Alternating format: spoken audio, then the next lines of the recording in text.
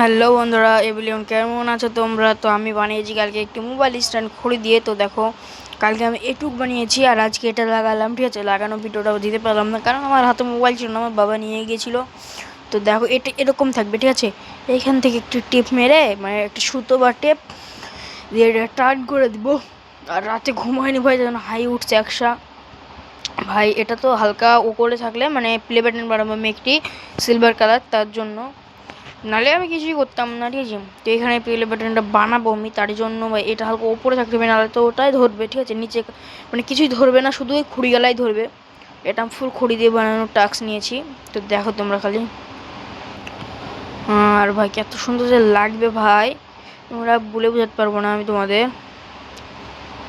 দেখো, ও হো ভাই মজা লাগছে আমার তো, ভাই মজা লাগে, সেরা লাগছে ভাই। এটা যেরকম সোজা হয়ে আছে না, সোজা থাকবে না, হালকা ওপর সোজা থাকবে, তাহলে নিজ বানো মানে নিষেধটা ধরবে। ঠিক আছে, আর ভাই কি বলবো, জিনিসটা আমার বানাতে এত ক্ষতি হয়েছে।